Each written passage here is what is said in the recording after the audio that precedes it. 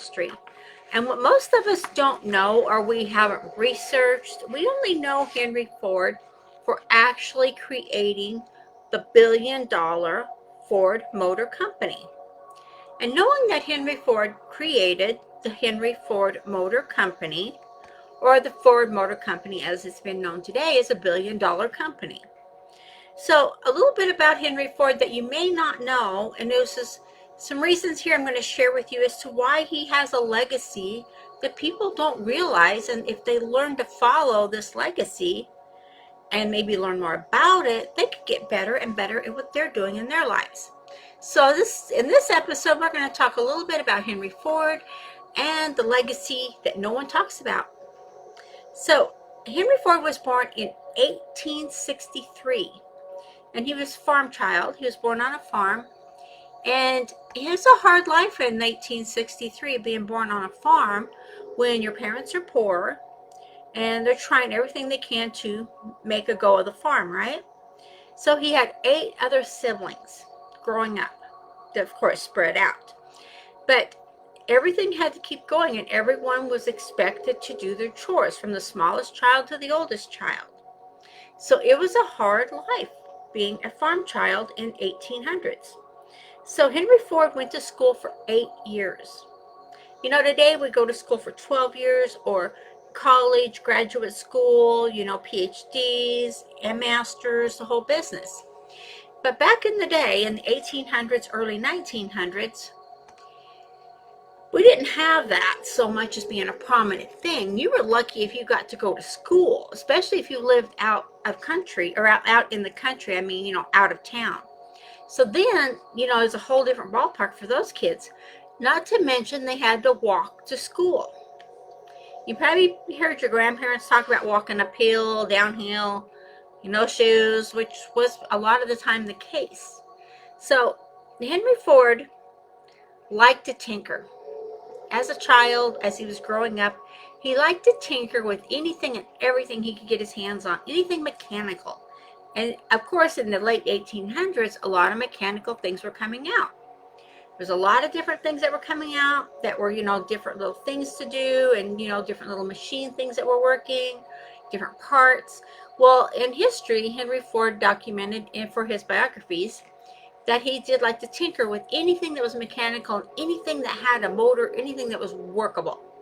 He loved to learn how they worked and what made them tick.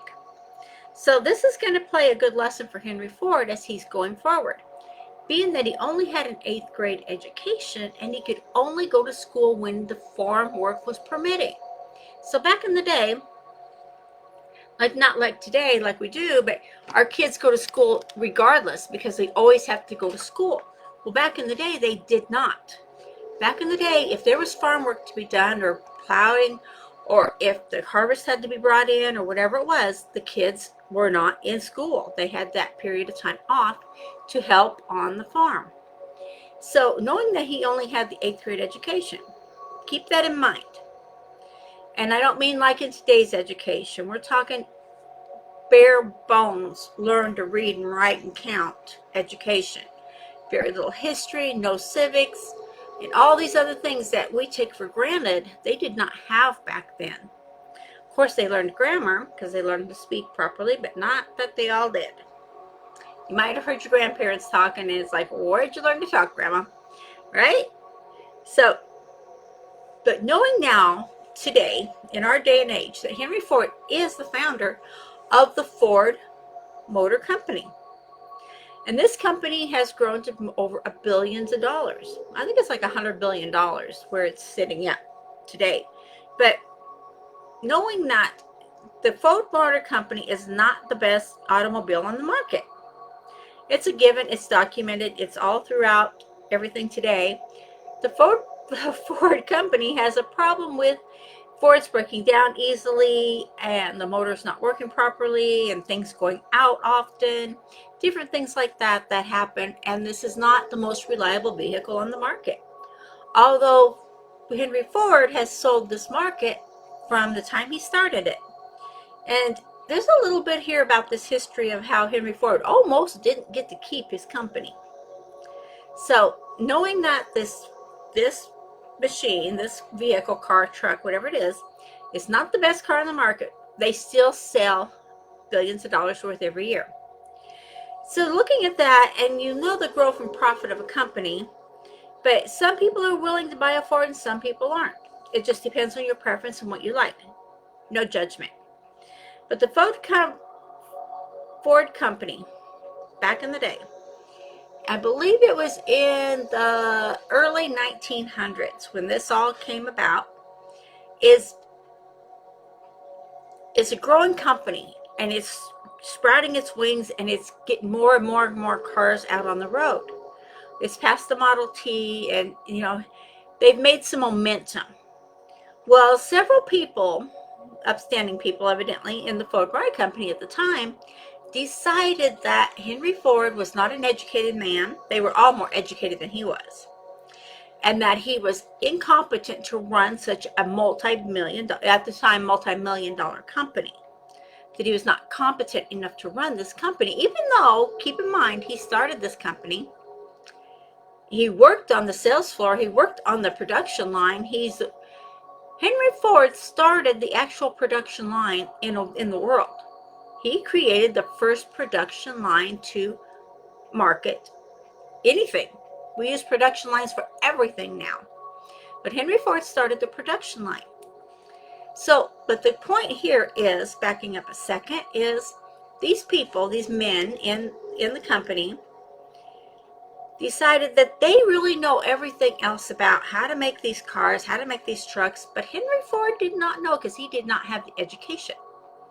So, and he was asked, they went to court, and he was asked for a statement. When he made his statement to the judge and to the jury, he was asked, are you qualified? What qualifies you, I believe were the words spoken, what qualifies you to be the CEO of Ford Motor Company? Number one, his reply was, I created the Ford Motor Company.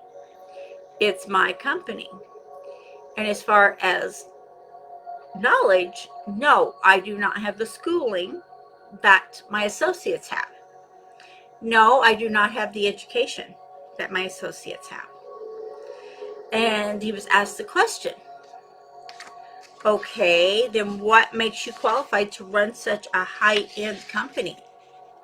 And he said, well, when I want to know something, I call one of the gentlemen in, the man in, that I hire, that knows this, that can tell me what's going on with this. How are we progressing with this? How's that going? What's happening? They can tell me this. And he said, okay. And Henry Ford stepped in around that time and said, you know what? Make this simple. I realized at an early age that I wasn't going to know everything I had to know about everything in the world.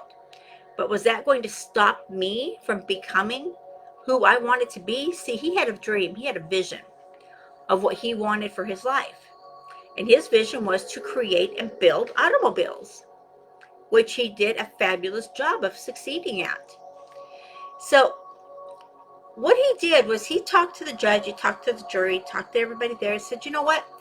I hire and surround myself with all the people who know how to do what I want done. And that makes me smarter than these guys, because I'm smart enough to know who I need to hire to do the job, who I need to surround myself with to get the job done. So this is a legacy that people don't realize that Henry Ford laid out for us.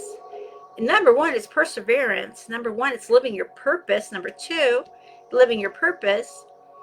So the lesson he taught me is to not be afraid to take action on a vision or a dream I have. Anything is possible.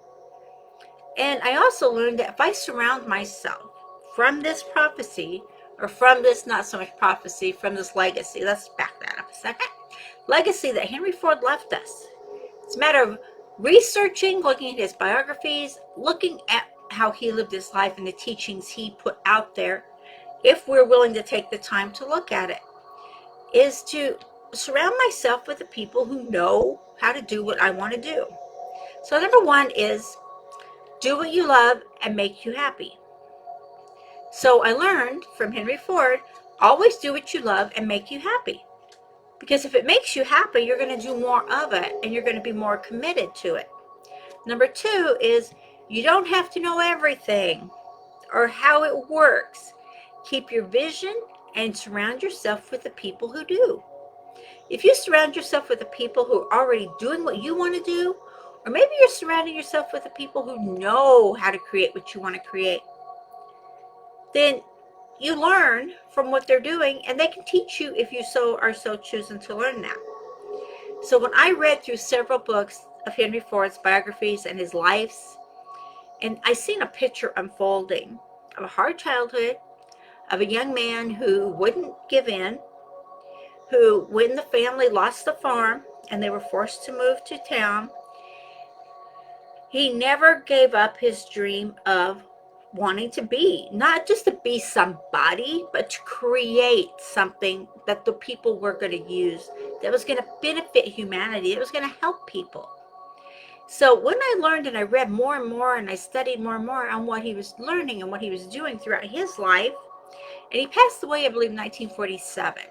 And he was 83 years old, if I'm not mistaken. I might have that wrong. So it might be 83 or 86. I'm thinking it was 83. I don't remember quite that yet. So, but I learned from the skills it takes to do things. And when you learn these skills, you can also benefit more if you surround yourself with the people who have the skills, even though you have skills, who have the skills that you don't have, and you have a dream of what you want to create, then by all means, why let not knowing something hold you back? I love to learn things, and I love quantum physics and quantum mechanics. I'm all about that because it's energy, like attracts like. Whatever we think, whatever we feel, we project out there comes back to us. No matter what, it always happens that way. So what I learned from Henry Ford was those few simple steps. You know, do what you love and make you happy. And you don't have to know everything about everything. All you have to do is have the vision, the dream, and surround yourself with people who have the knowledge or the skills. So when you do that and you're learning all these things, I am so grateful that Henry Ford took the time in his life to make these steps. Not just that, but to document it. Because otherwise, how would we know what it took for this little farm boy of 8 siblings with no money learn how to build a billion-dollar company from a passion, from a dream? So the more I do and the more I learn every day in growing my business, I've learned how to take these steps that he's shown us to grow my business to exponentially to where it's happy, it's healthy, and it's profitable. So I learned to surround myself with the people who know what they're doing, surround myself with people with skills, learn what I can, but if I need to go to the next step or I need to go a little further, by all means, I always and forever look at my skills and look at the people around me who have those skills and take it to that level. So I can keep going further and further and further by hiring the people, by surrounding myself with the people in our team. Yes, there's people on my team who know a lot more than I do.